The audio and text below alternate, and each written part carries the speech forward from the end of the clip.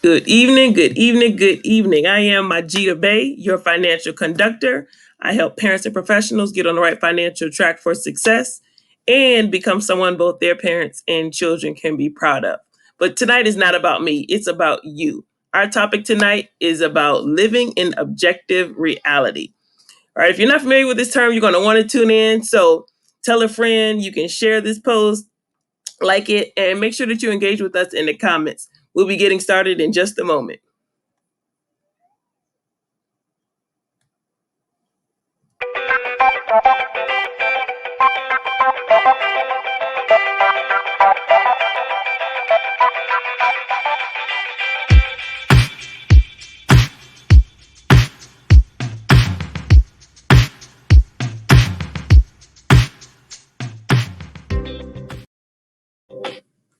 Good evening. Good evening.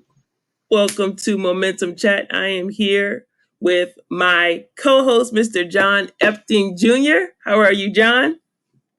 I'm great. How are you? I'm doing fantastic, fantastic. Man, I'm really, really excited about our conversation tonight. Another one of these topics where my mind just is always going and going. But first, let me introduce John to those who don't know him. John is a senior financial broker. He's been in the financial services industry for over 20 years. Yeah, over 20 years now. We can say that, right? Yeah, He you just can. passed this 20-year mark. Um, Gentleman, he's a father. He's a husband, a man of faith, as well as a leadership development coach. That's what I'm gonna call you, leadership development coach. Okay. But somebody I have a tremendous amount of respect for. He's very knowledgeable, not only in his industry, but somebody who takes the time to study his craft and know what he's talking about. So I love having you on, John. And how are you doing tonight? I'm great, and I'm having fun being on. We've been doing this since what September, October. September, yeah. Wow. Yeah. So yeah, I'm having fun. Yeah, I try to have some knowledge about all types of topics, especially if it just deals with people in and of Mhm. itself. So growing people, them having a better life in some way. Because I'm trying to grow me. So at the same time, I'm trying to grow me. As I learn new things, I don't mind sharing them. So maybe it'll help someone else too. That's awesome. That's awesome. I think I can't remember who said it, but he said you don't really know something until you're able to teach it. So this Yeah, is our way of teaching it. yeah. I Right. guess you've heard me. I guess you've heard me quote that before. I'm pretty Yeah, it's, sure. yeah. It's a lot of Yeah. people who think they know things, which can be a dangerous thing. But you don't know something until you've actually walked it out, until you've done it. We say we know things, but if you've never did it, you don't really know. Yeah. I can I can agree with that. That's the same thing that I learned growing up. To know you must be what you know. So I can That's a good definitely one. I like relate that. to that. So this topic tonight, I know one of your favorite books is 177 Mental Toughness Secrets of the World Class. And you've Absolutely. referenced this idea of an objective reality on a number of Oh, occasions, right? I've heard you talk about it before. And so, for those who are unfamiliar both with the text and with this concept, can you share with us a little bit about what an objective reality is? uh, in the simplest phrase, man, maybe I should read it to the people where this came from. So way back in 2005, I was introduced to a book called 177. I believe it was 2005. Called 177 Mental Toughness Secrets of a World Class. So I know it's a long title, but 177 Mental Toughness Secrets of the World Class. And the author, Steve Sable, he talked in reference to different levels of consciousness. Different. So when we talk about the world class, Steve talks about how there's I believe five, and one is the stay with me here. He said the poverty class consciousness. So the poverty class consciousness, the working class consciousness, the middle class consciousness, the upper class consciousness, and the world class. right? Think about that. It's that part, right? Poverty class and working class. A bunch of people will put those in the same, and maybe not, right? Especially as I talk more about it. So middle class and middle class is another one. Then upper class, and then world class, right? So I remember reading about this, and he kind of floored me. So it's 177 of them, right? So in this 177 of them, the very first one, it talks about how the world class operate in objective reality. And I didn't at that time. I had, I thought I knew, but I didn't know. Um, so by reading that one, it affected me a great deal, and I actually spent a lot of time just on that one because I needed to become objective. I needed to live in objective reality myself, and really all objective reality is, right, in its simplest form, is being real with yourself. Being real with yourself in reference to how hard you work, how much effort you actually put in, how much you really are going after your dreams or the goals you may have, or how do you really work as hard as you think you work, right? So I don't know, Majida. I'm thinking I can pull it up. I keep that book on my phone. I keep that book on my iPad, my phone, my laptop.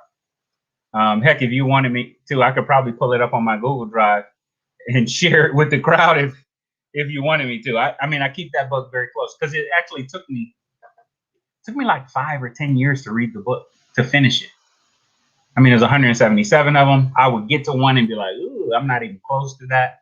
I was like, right. Some of them hurt my feelings like a lot because I knew I wasn't the world class, right? In some senses, I still had a working class mentality, consciousness. And then some of them, I did have a world class, and that worked. That was pretty cool. It was very few of them though.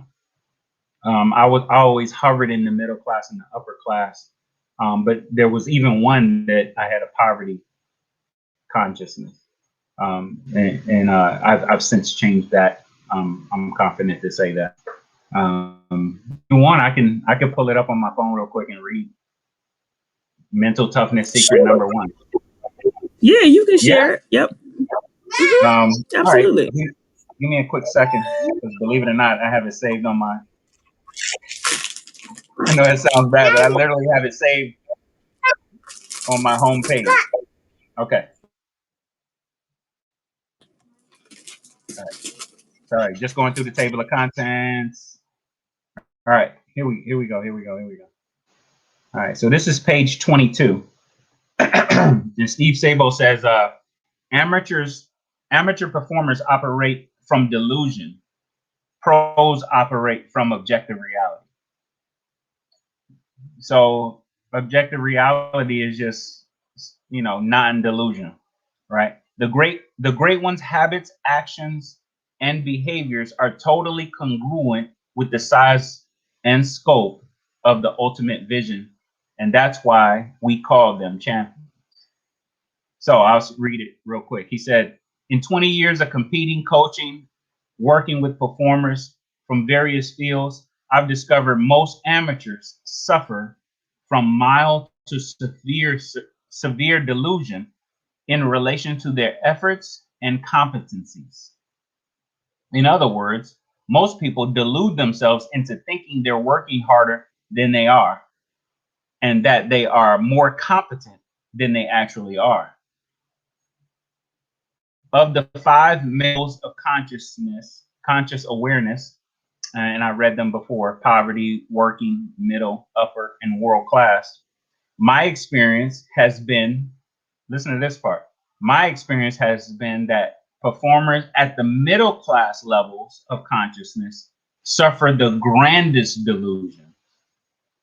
The poverty level is barely surviving and living in a very harsh set of circumstances.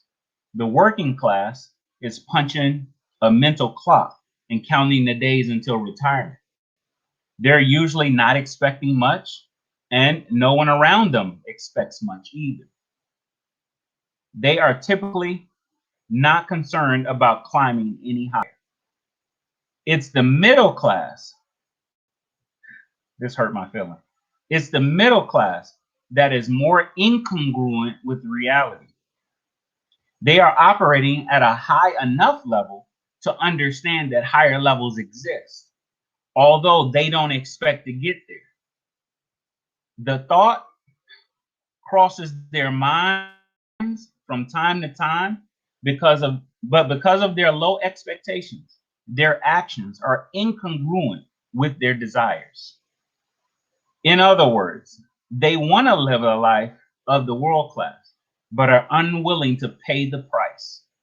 Since this reality is too harsh to beat, they delude themselves in thinking they are doing everything in their power to get ahead. Of course, they're not. They'll tell you they're putting in far more time than they are. They'll swear they're thinking about their vision all the time, but they're not. The world class are brutally honest with themselves, and they tend to look reality in the face. They err on the side of over practicing and over preparing. Champions know that to ascend to the top, you must first be operating from a mindset of objective reality. Self delusion and self deception have no place in the professional performer's consciousness. That's it. Oh, that And I was good. remember, We get in. yeah, I remember reading that, and it just affected me so much. Because I did not. I was in grand delusion, like painful delusion. And I believe me reading this and also another book called Think and Grow Rich is where I developed the mindset that the quality of the questions you ask yourself and the quality of the questions you ask other people in your life. And you mentioned that before, but sometimes we don't ask ourselves the right questions, and we're not honest when we answer.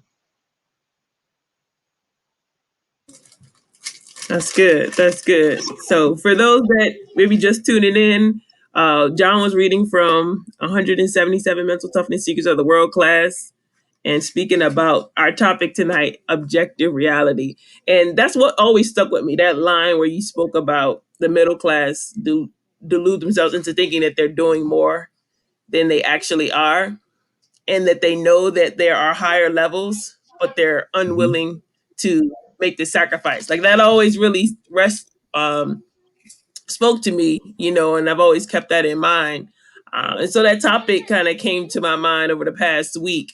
And so I want to kind of go back, John, right?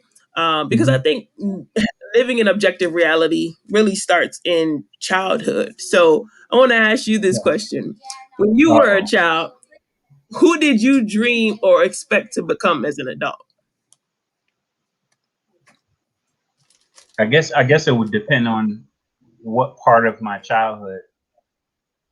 Um, growing up in the inner city, at first it was a famous basketball player.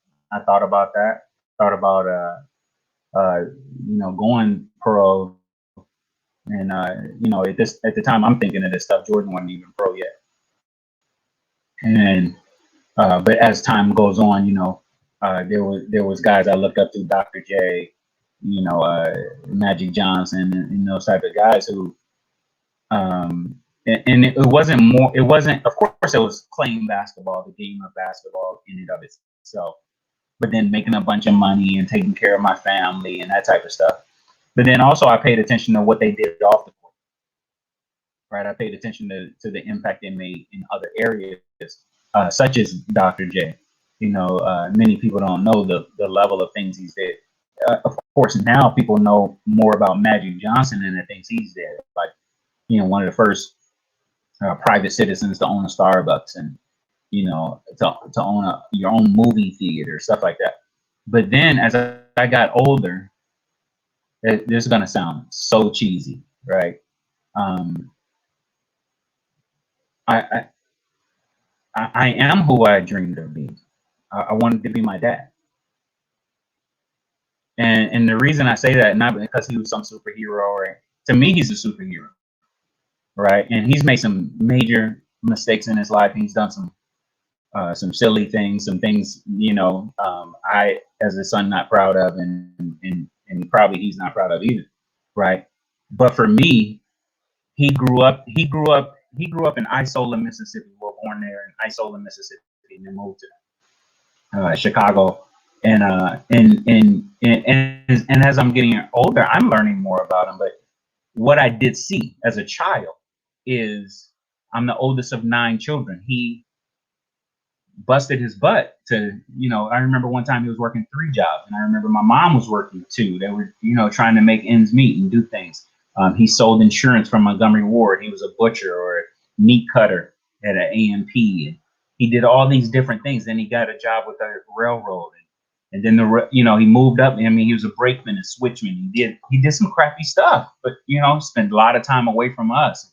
And I just remember me saying to myself that my ultimate goal is to be a husband and a father. Right? He raised. So if you think about it, especially when we moved to Nebraska, right? Technically, he raised 9 children on one income. Like, how do you even do that? Like, right? And the sacrifice. Now, he couldn't have done it without my mom, right? Because she was he made the money, but my mom was the more the, handle the finances and make sure that we ate, and we ate good, and those types of things. And all of us, as weird as it may sound, I think all of us got a car, when we turned of age. I mean, it may have been a hand-me-down. My first car was a 1977 Oldsmobile Colors, burnt orange, white vinyl interior. But that's who I wanted to be. I wanted to be a husband and father. One of the reasons I left the Navy, because my first marriage took, some major hits, and I didn't like the fact that I had a failed marriage. But what I didn't like even more is that my oldest daughter didn't know me.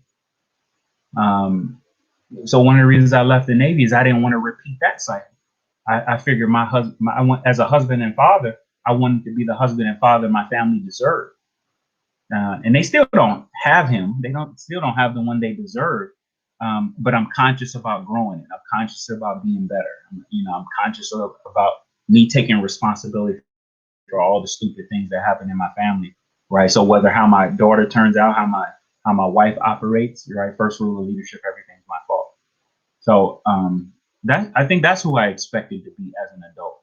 I mean, other stuff, businessman, and I had some of that. I didn't even know what an entrepreneur was, but I knew I wanted to own it. So I didn't know I didn't understand the word entrepreneur, right? But I knew I wanted to own it, right? So I guess I'm an entrepreneur, and I wanted to be able to kind of do whatever I wanted to do. More battery, please charge. I guess to a I guess degree, to a degree, I get to I'm, I get I'm to I'm, I get to be the I get to be the adult I said I wanted to be. I said I wanted to be. Yeah, That's yeah, cool. That's yeah. cool. And that question came up because I found that oftentimes, because we don't live out our own goals and dreams, Mm-hmm. we become, or we want to live them through our children, right? Live vicariously through our children and push them to become. So I just thought that'd be interesting to find out, like, are you becoming who you want to be? But I had a question around that as well. Why do That's you great. feel that some people um, don't, I say, invest in themselves, or don't um, pursue becoming that person, right? Like, you can look back and be like, I've realized that to some extent, right? The person that I wanted to become, and I can definitely relate to you. I didn't know that, like, I would enjoy being a mother as much as I do. Yeah, Because initially I was like, this ain't for me, right? Like, I can't yeah, handle the, yeah, but now I'm like, I'm cut for this, right? Like, I think I was made for this, and I'm enjoying it, um, because I feel like it's who I'm supposed to become, right? I'm supposed to fulfill this role and make an impact in a way with my children. So for those who don't, let's say, pursue who they dreamed of becoming. Why would you say that is? Like, what stops people from living that reality? Yeah. Well, let's go back to my cheesy answer.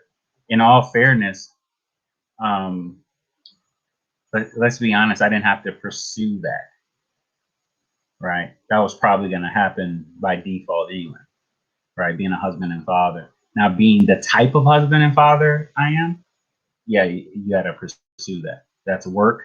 It's it's work, right? You don't have time for video games. You don't have time for sports, because to be an attentive husband, attentive father, it just takes a little bit more effort, and especially if you don't, it just takes some work. But I believe one of the reasons, of course, there's probably hundreds of reasons, but one of the reasons I believe people don't go after, right, is because nobody ever encouraged them to dream. Nobody ever put it in their face. Nobody ever told them that they could do anything they thought of, right? Even scriptures and my Bible says, right, whatever God said, whatever they've imagined they can do, whatever they've imagined. That's pretty deep, right? And nobody's ever given people permission, right? Some of us just took it, right? We didn't have permission, but we just said, screw it. Another reason is, so nobody ever spoke that type of life into them. Nobody ever spoke that type of belief into them. But here's the other bad thing. But people did speak uh,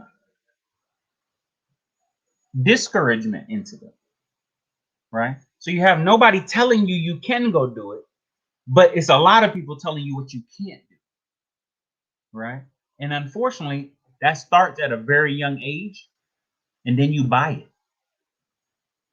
See, in the beginning, it's just words, right? And it's up to you if you buy it. It's a bunch of people who didn't buy it, right? Also, if you have great parents too, uh, uh, I think of Albert Einstein, right? Albert Einstein's teachers even said he was stupid. He's not going to make it, right? Told his mama to homeschool him, blah blah blah.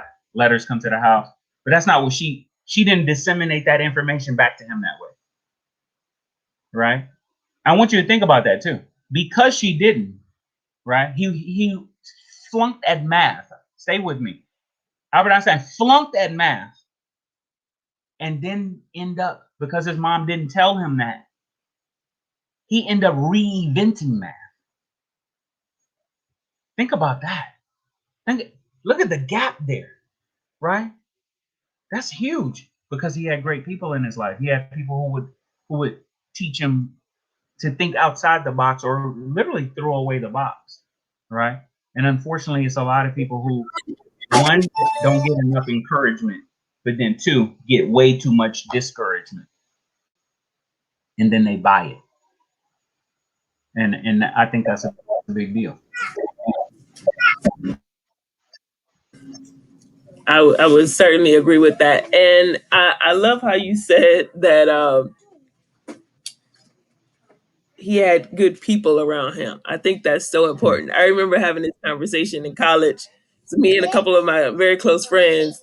And in college you figure, you're trying to solve at least we were trying to solve like the world's problems. Right, And right. like it ended up boiling down to like people need God and people need good families. Like they got those two things, they're gonna be all right. But it speaks to that, like when you pour belief into your children, when you pour belief into your spouse, and like the possibilities are endless. My daughter the other day, she wanted to watch the Simone Biles story. She saw it on Amazon Prime, and so we were searching through, and she was just like, oh, wait a minute, we got to pay for it, right? And she know I don't just spend money on anything, right? So she was just like, well, mommy, it's $5 for it, and we were looking at, you can rent it or you can buy it. And I was just like, well, no, we can buy it. And she was like, well, I'm sorry, you have to spend your money. I'm like, no, no, no, no, no, right? Like, this is an investment, right? This Right. 4.99 is an investment, because Yeah. you watching her could inspire you to become the next Simone Biles or the best Dakira Bay, right? And she's actually wanted to watch it again. She started watching it for a second time. But one of the scenes in the movie, Simone gets this journal, and her mom encourages her to write in her journal, write down her dreams. And so my daughter ended up going to a paint and play party on Saturday. She gets a journal at that event. She comes back home and she wants to start writing in her journal. Oh yeah, once you write your dreams down. So she wrote in there, I, Dakira Bay, will become an Olympic gymnast or Olympic champion. And Nice. so, right, just from right, but that was a $5 investment because she saw somebody else do. Yes. Yes. What? Okay. Show Melanie. That is so awesome. So That is so it's awesome. and it's back to what you said. It's the fact that like I get right. It yes, children can be a handful. It can be a challenge, but I get to be a parent, right? Like I see it as a That's right. blessing, not a burden. Yeah. And it's really how we look at things. So Yeah. I definitely like what you spoke about, having good people around you and speaking right encouragement and positivity and all of those things because they don't Yeah. right that's what they'll believe is possible. um so that's great. So I have another question for you, John, right? Okay. How do you distinguish between being objective, right? And I did want to speak to that though. You said like people oftentimes speak discouragement into our lives, and they call that be realistic, right? You be realistic, right? They tell you they don't encourage you to dream. Right. Um, but how do you distinguish between being objective versus being optimistic and believing in yourself, right? Like there are some real circumstances, and I'll give you an example. Let's say I've never trained to be a swimmer, right? Like I've never trained to be a swimmer, Mhm. and but I'm optimistic that I'm gonna go join the Olympic swim team, right? Or I'm gonna become the best swimmer, right? Like I'm believing in myself. I'm being optimistic, but Yeah. at what point is like belief and congruence, right? Important, kind of speaking to what you said earlier. Well, whatever the end goal is, whatever that dream is, right? If you're not congruent, if you're now your actions need to be congruent that you're going to be an Olympic swimmer. Now, if you've never trained swimming, starting today, and then you want to do it, it's going to. It, I might be lowballing it, but it's going to be 10 years before that day comes, right? But who's to say you can't? Who's to say? No, if you seriously, there's guys who've run marathons in their 80s, triathlons in their 70s. So why couldn't you? Right? But it doesn't depend on what I say. It Mommy. depends on what you're doing now, right? And I think that's the thin line, right? Um, Being realistic, here's the facts. Nothing great, and many people have heard me say this, nothing great was ever created being realistic.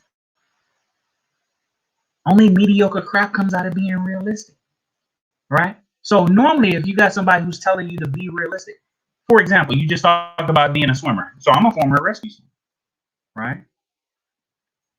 Could you at your age, right, become an Olympic swimmer? Absolutely, right? You just need to know that there's some work ahead, right? And if you're willing to pay the price, why could now? Here's the funny thing: you would be once you get there, and I'm gonna act like it's 75 years, 5 to 7 years, right? You'll be the oldest to ever do it too. So you didn't just make it; you made it. You know what that also did? You gave other people belief, permission, if you will, to dream at that level because you did it. Most of us are just looking for somebody who look like us, walk like us, talk like us, smell like us, do it. For us to even believe Mm, it's possible, that's all you need.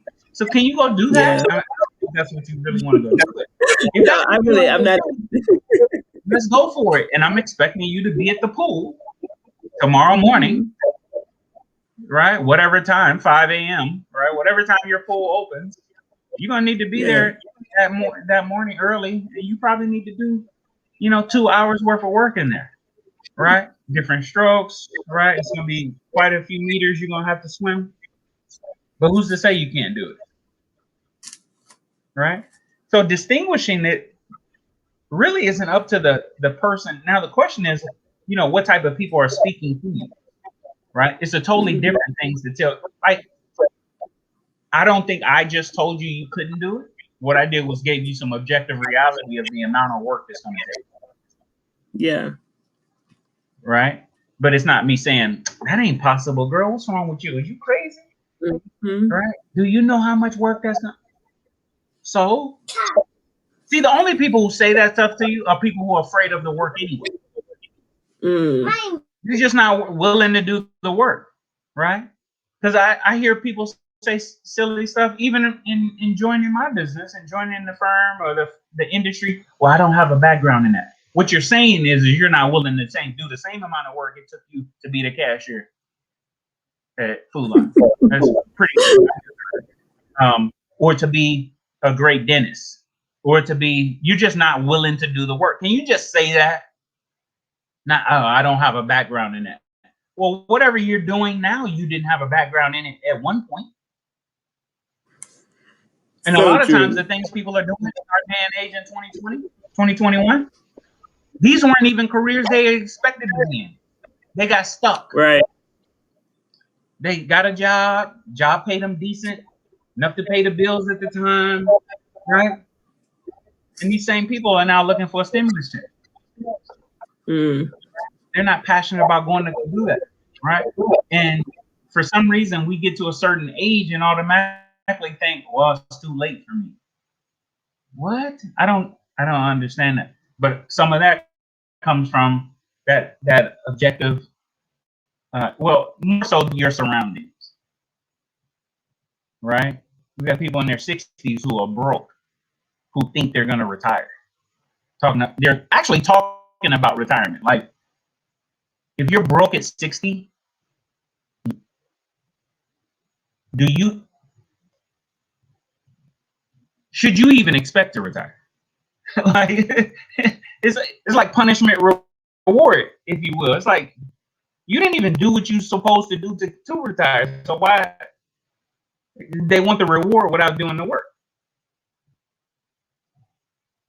Sorry, it's just No, kind of weird, right? I think it definitely happens more often than not. Where there's this. We might have spoken about this before. There's an expectation of a result without the Yeah. work, right? Without the investment up front, right? Like, oh, I'm just supposed to, right? There's, or what's that word? Entitlement, right?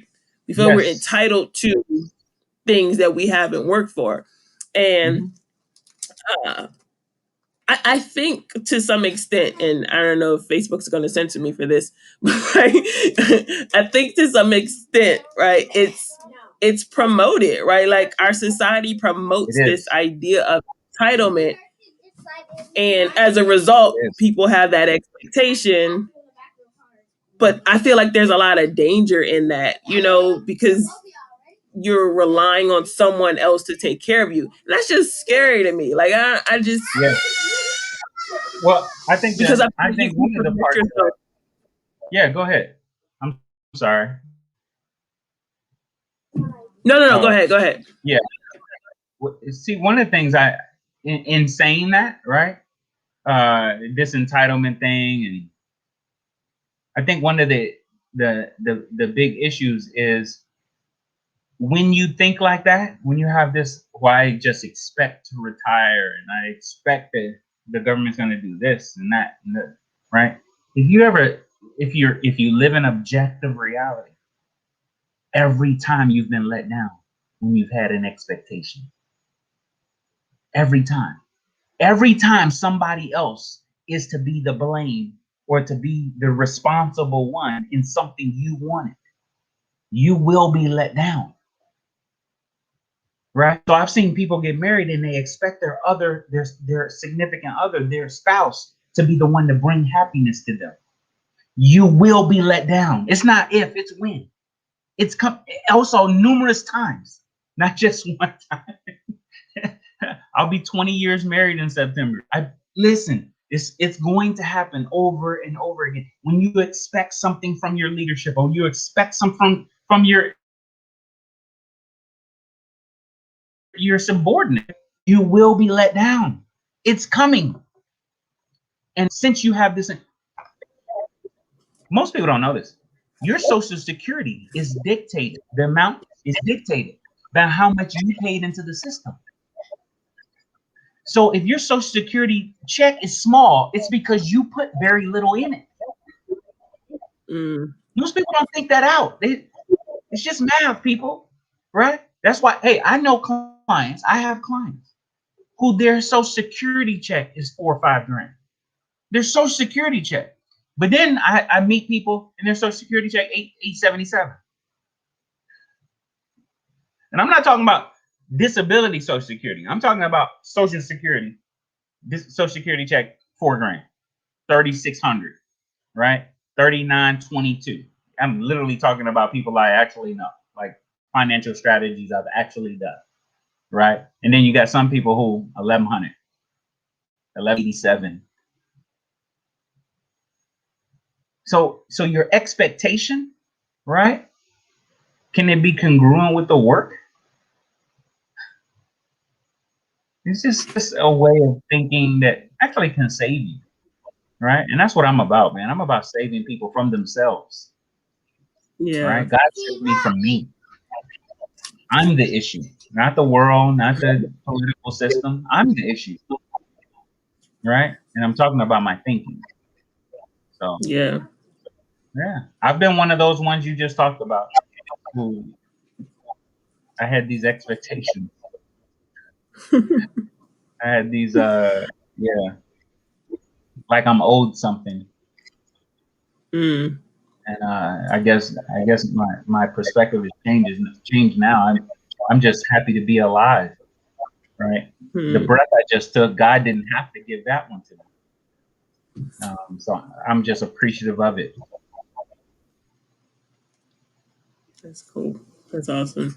No, I learned a long time ago. I can't really, but that disappointment comes from unmet expectations.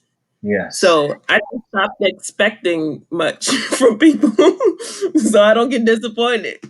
Yeah. Yeah. I learned it in leadership. I learned it in being a leader. Um, Actually, first of all, in order to be a good leader, you got to master the art of following. So I Mhm. learned it first in following someone. Still a great leader, but he wasn't perfect. Second, in leadership, right? I saw a lot more in being a leader. Saw that. But lastly, in therapy, in marriage therapy, or in therapy in the JITS, I learned I need to. It's funny, we put different expectations on people based on so many arbitrary things too, right? Like for example, as a Christian, right? Other Christians will put a higher expectation on someone who says they're a Christian by someone who doesn't profess that, right? And forget both human. They're both flawed, right? The only difference is the Christian knows he's flawed and admits it. So it's just kind of crazy how we do it. But yeah, I learned, and I just revisited that in some therapy my wife and I went through last year, and in level of expectations. Oh, that's good. That's good.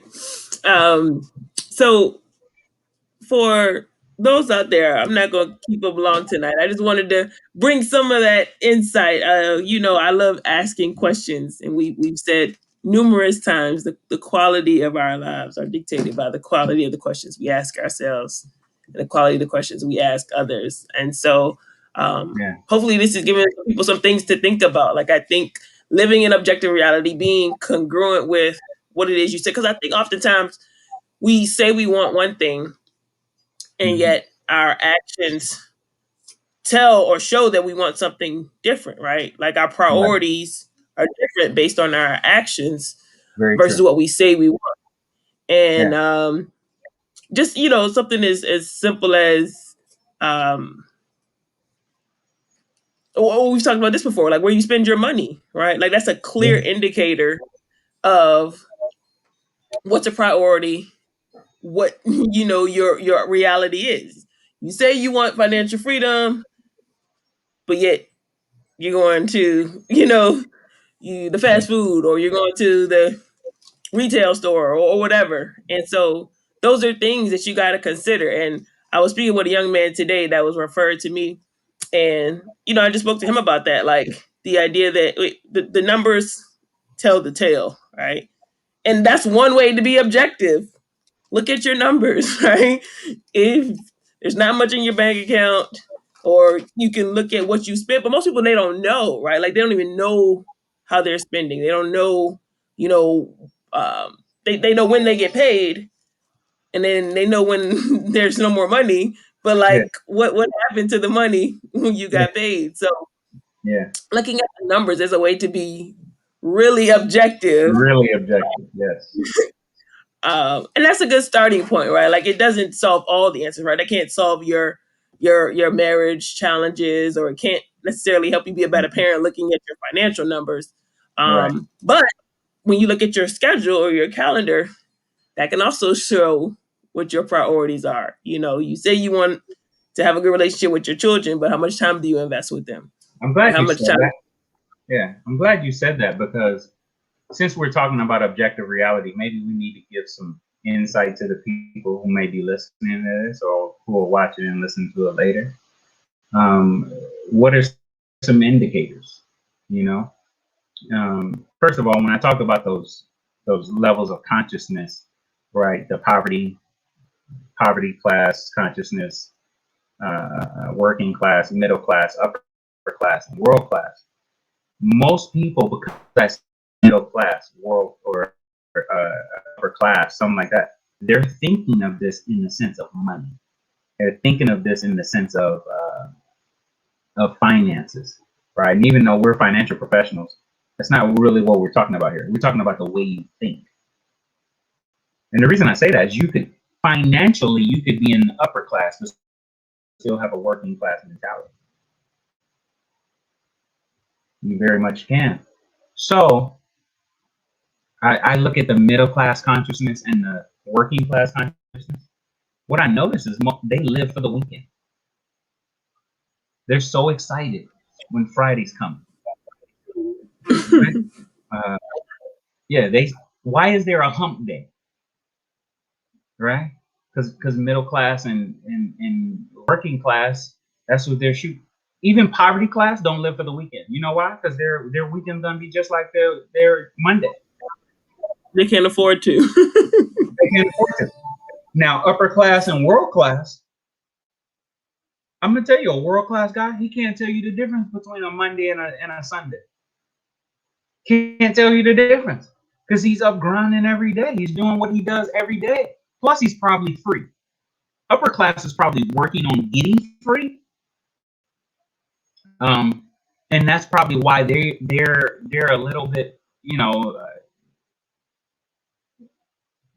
they can still tell a weekend from a weekday somewhat, but not really, because they're all the same. Right? They're at it. They're getting after it. Right? Don't get me wrong. We know how to take time for ourselves and regroup and stuff like that. But a lot of times we have tunnel vision. We put our head down and we're going after it. Right? Over the last year, I probably put a little bit more time into me and my mental health and my physical health for sure than I ever had in the last 20 years. One, because I had time. I know a lot of people struggle with what happened in our country with COVID and stuff like that, but COVID was a blessing to me because it allowed me to kind of revamp, relook at things, kind of, pull the blueprint out a little bit and look at some stuff specifically when it came to my health. There was a bunch of times I just didn't go to the doctor because I was grinding. Right. But now I'm at a point where I can take that moment. I can look at things. I can spend time with my wife differently and stuff like that. I'm planning some trips this year and all that type of stuff. Right. But maybe you need to know, what does living you got a goal. You got a goal to change careers. Like, you're going to totally change careers, right? Okay. What are you doing when you get off work? I'm going to say you work 9 to 5, right? What are you doing starting at 6 o'clock when you get off? All right. If you can tell me what's going on in the world via CNN, Fox, whoever, you don't live in objective reality to your goals. If you can tell me, right, what was signed, who did what, right, the next scandal, who was shot, you don't live in an objective reality. Sorry, you don't. You can tell me you do all you want. You are one of those middle class consciousness, right? If you can tell me who won X number game, if you watched a game, if you had time to watch a game, you don't live in objective reality. Sorry, I stopped watching full games of sports almost 2 decades ago. Almost 2 decades ago. A full game? Are you kidding me? You know how long a football game is? Matter of fact, you know how much I would make if I would lose money watching a game. Seriously. Now, in my business, what I learned is one game I can watch because almost no client wants to see me during that game is the Super Bowl. Mm-hmm.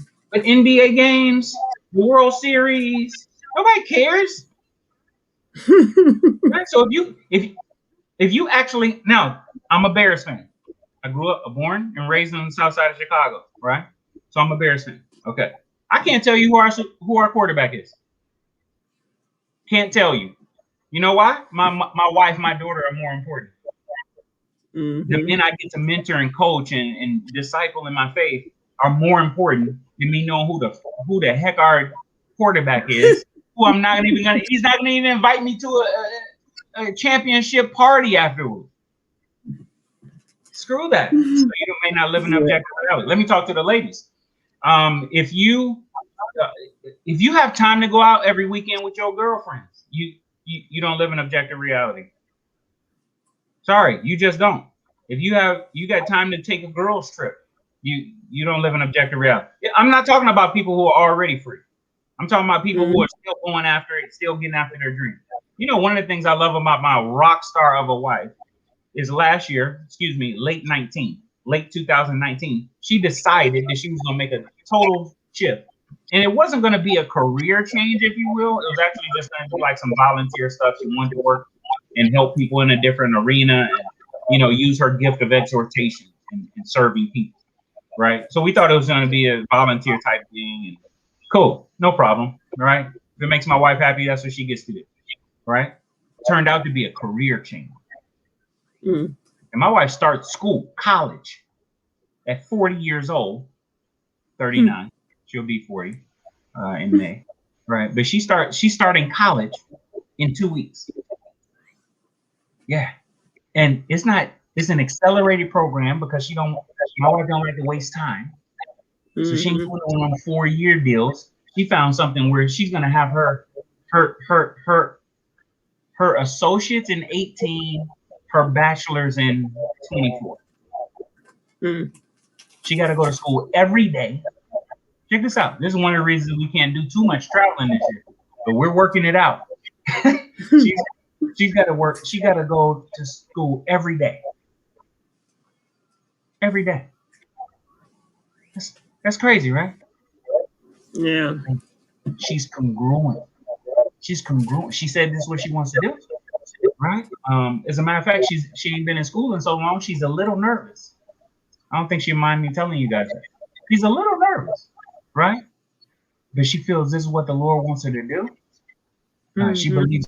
Matter of fact, we're already kind of mapping out our life thereafter when she's done, and then she gets to go do some other things and open up other opportunities. And what I'm going to do in the process of her doing it, and what our life's going to look like, and we're playing all of that out. Maybe over time I'll share some of the stuff with you. We're excited.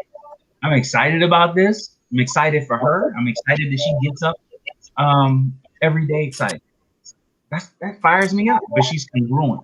She said she wanted to do this. She didn't say, "Oh, I'm gonna think about it." No, nope. She pulled the trigger. Got the people on the phone. Got the thing going.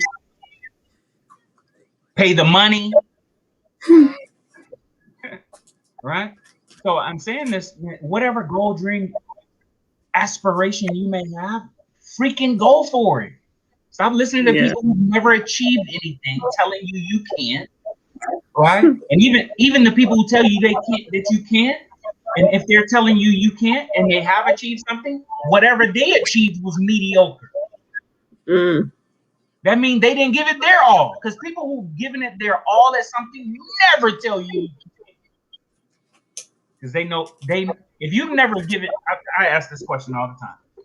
When was the last time you given your all to anything? When was the last time you sold out to anything? yeah.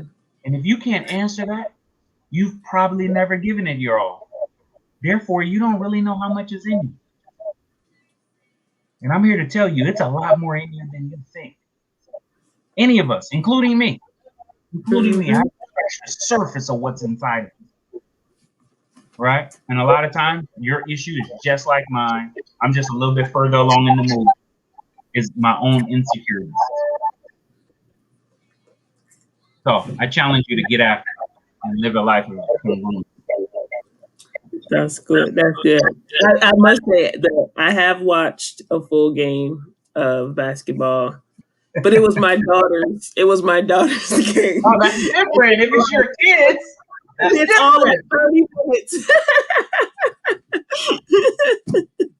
Okay, let It's me say all. it differently. Let me say it differently. No. I played basketball, right? This is eons ago. It's over 30 years ago, right? Matter of fact, not my first wife used to come and watch me play too. All right. So if it's your child, that's different. You should be going to watch their games. But here's my thing: you don't have to watch every game, Mhm. right? Their first few championship games, playoff games, okay, go watch your kid play. Absolutely, it's your child. Mhm. Absolutely, right? You don't need to watch everyone. I'm not just talking to you, Majid. I'm talking to everybody who has it. I know parents who go to every soccer practice, every soccer game, every, and then you expect your child to be a champion. Look, our children don't do what we say; they do what we do. Don't expect your child to become a champion if you're not a champion. Mm. Sorry. That's definitely what encouraged me to be a champion. When my 3 year old, well, she was 3 at the time, she's 6 now, but when my 3 year old started competing with the smallest things, I'm like, why is she so competitive, right? But it made me think, right? It was one of those like, I asked the question, why is she so competitive? Like, she liked to win. Oh, wait Yeah. a minute. She liked to win. She need to see a winner. She needed to know what winning looks like. So that's what really encouraged me to go after it and figure right. Like you got to get better because somebody Yeah. watching you that want to win. She Yeah. want to know. She want to win in life, right? Like at 3, I could see that, and she's still to this So day. She's very competitive, right? She's got that edge where she's like she likes getting better, right? She at gymnastics practice, she's always asking for feedback, and she'll come home and she'll practice on stuff. And I love it. so, yeah, I'm encouraged by that, and that pushes me to get better. So, That, um, that's so they beautiful. definitely give you a different perspective on reality, right? Like what are you right? Because they don't think that there's limitations, right? They don't feel like they're Yeah. obviously right. Yes. I tell you, let me tell you, let me tell you one more story. And yeah, of course, I'm bragging on my wife, so I'm gonna brag on my daughter. Right, my daughter hates school, like hates school with a passion. We just got an email from her school. Actually, this is her first year back in regular school. She's been homeschooled most of her life, but yeah, as she going to high school and finishing high school, she wanted to experience school. But of course, COVID happened, and so she's still not really experiencing it. It's still homeschooled, really. but she's in school, right? She hates school, like hates school. Like if she could, let's say she had to go to school and she gets to design her own curriculum, that would be the most ideal situation for her. So with homeschooling, she could do that. Right now, not so much, right? So she hates school, but she wants to be. She believes she wants to be. She knows she wants to work in the field of forensic psychology, right? So studying the minds of serial killers and criminals, and right, one of her favorite shows was Criminal. Right? Hates school, but she's on the principal's list. Why? Because she knows to be a forensic psychologist, she has to go give it her all. Right? And she's strategic with this, right? She knows she hates school, so she's gonna finish high school, right? She'll have stellar grades, right? She's in all AP classes, that type of deal. So she'll finish school. All right, look how strategic she is. She'll finish school with some of the college credits she'll need already. Why? Because she hates school. Now, some people say, I hate school, and then they let their performance show that they hate school, right? Not Yeah. her. I hate school, but if this is what I want to do long term, let me get some crap out of the way, Yep. right? So she'll do that. Then she'll take what she thinks a gap years, where she'll, for a year from high school to college, she won't even go. She got another cool plan, right? And maybe I'll share that later, right? And then she'll go, she'll blah, blah, blah, blah, and then she'll get to live her life, and boom, boom, and da da da. Now, why do I tell you that? She's congruent. Is what she wants, even though she hates the work. Even though she hates the work, she's still congruent. When other people make excuse of the work, right? So, as I've spoken on stage before, it's a lot of people who want things, but they don't want to get things. They want to have it, they just don't want to get it. Mm. That's good. That's good. People want to have a good marriage, but they don't want to get a good marriage. There's work in it. Mm-hmm. Yeah. I could definitely want to lose lose weight. that. People want to be healthy, right? They want to be fit. They want to be able to take their shirt off on the beach, right? But they don't want to get there. They want to wear a two-piece, but they don't want to get there. And they make all kind of excuses, from their sleep to pick something, right? Yeah. You'd be shocked how many people say something weird to me when I say, well, just get up earlier and do that. Like there's some law that they have to sleep till 6. Mm. They have to. I remember as a young man, I used to get up every day at 4 o'clock. Mm. Between 4 and 4:30, I was at the base by 4:30, 5 o'clock every day. Because I wanted something. That was it. So everybody, let's be a little bit more congruent. Live in objective reality. You're not working as hard as you think you are, right? The middle class aren't working as hard. Even the poverty class isn't working as hard. Actually, poverty class ain't even working. I realized that recently. They're not even working at all, which is really scary because they have children who see them not working. So guess what? That child believes that they can get through life without working. Mm. It's a scary thing. That is. No, I'm similar to Jesse because I was not a fan of school. It was a means to an end. I told myself before I went into college, I'm out in 4 years.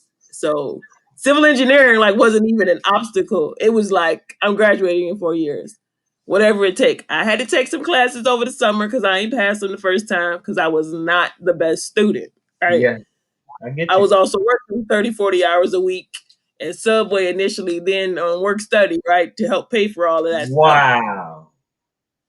I'm like, I'm out in 4 years. And Seriously? for sure. Yeah. Even I didn't know that part. So you were working 30, 40 hours a week at Subway and going to college full time to be a civil engineer? Subway was open till 2 in the morning. I remember one night I literally was there till they opened the next morning because I was there by myself cleaning up because all the drunk children come in after the clubs and whatnot and buy bunches of subs. And I got lots of free cookies, even though I didn't need them.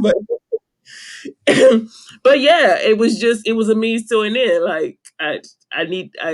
This paper is supposed to help me get to the next. So whatever it took to get there, that's what I did.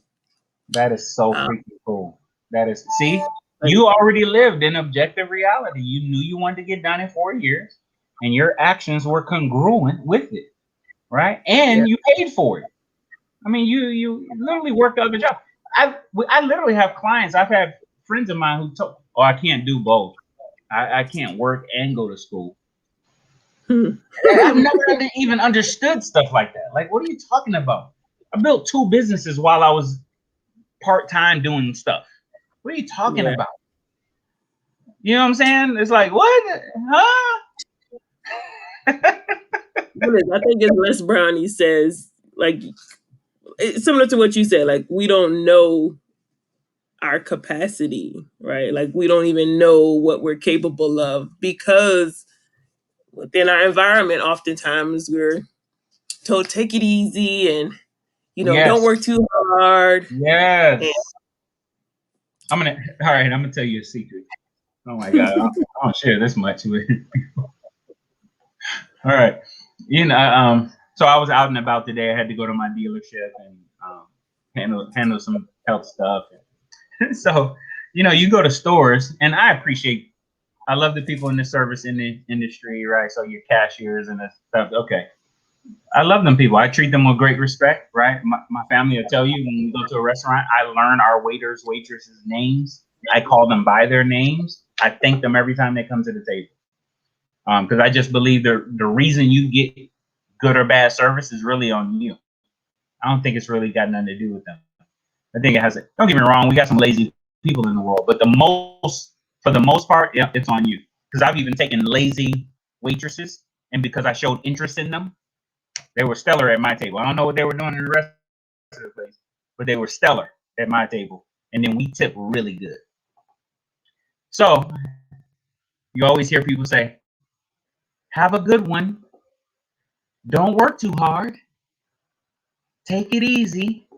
Hang loose." Every time somebody, I know it's gonna sound bad, man. I really hope some of my waiters and cashiers don't watch this one, right?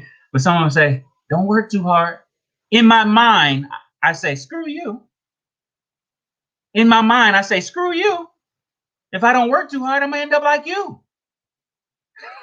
Sorry, that's literally what I be thinking. Like, screw you. Don't tell me not to work too hard, right? This is always lazy people telling you not to work too hard. You ain't never heard a go-getter tell you that. Never heard somebody successful say, "Hey, don't take it easy. Don't work too hard." Why not? Right? The worst thing that can happen if you work too hard, the worst thing that can happen is you actually appreciate all the blessings that came from working too hard. That's the worst thing that can happen. So I'll leave everybody with that. wow, man. Sorry. Can you hear me? Man, John, I lost my audio. Oh, okay. Girl, you had me freaking out for a second. Sure our audience can hear you, but I can't at the moment. So, Oh, okay. um, well, with that being said, John, I certainly appreciate you being here tonight. I thank you for your insight, for your commitment, for hanging out with me every week for the last. The Bluetooth device is connected successfully. Now it's back on.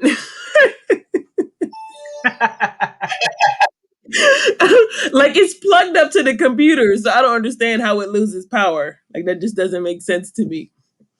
But yeah, my computer doesn't have speakers, so I got this uh, remote speaker or anyway Bluetooth. You got a Bluetooth thing going on, huh? Yeah, yeah, and it has a mind of its own. Um, but thank you so much for sharing, and for our listening audience, for those that'll be watching this later. Ask yourself, right, as we leave, hopefully this message has added some value, giving you some things to think about. There's a great book that John referenced in the beginning. I'll show that title in a minute. But what is a metric you can use for assessing yourself in your reality, right? We talked about some indicators that you're living in objective reality, but ask yourself some questions. Are your actions congruent with your thoughts and your feelings. And if the answer is no, what can you do to change that? And a great resource for assessing that is 177 Mental Toughness Secrets of the World Class by Steve Siebold, right? I promise you, we don't get any marketing dollars for promoting that book, but it's been a value to us in our journey, and we know that it could benefit you as well. So, thank you for joining us tonight. Any final words, John? Go out there and make a difference. Absolutely. Well, we appreciate y'all being with us on Momentum Chat. We look forward to seeing you next week. And definitely put on your calendars. April is Financial Literacy Month. So we'll get into some specific money talks That's next right. month. Make sure that you're with us. Stay tuned in, mark your calendars, whatever you got to do to be with us, so that we can continue to add more value. That's all we're here to do, to continue to share. And you'll get to hear from somebody who has experienced. And we can talk about this next week because I I had another right topic that I was going to think about talking about tonight, but we'll get to hear from John and gain from his 20 years of experience in this industry. And we're really going to dive into financial literacy and what that means and the impact that that can have for your life and for your family and for the future generations of your family. Absolutely. So definitely looking forward to that and appreciate y'all being with us. We'll see you next week.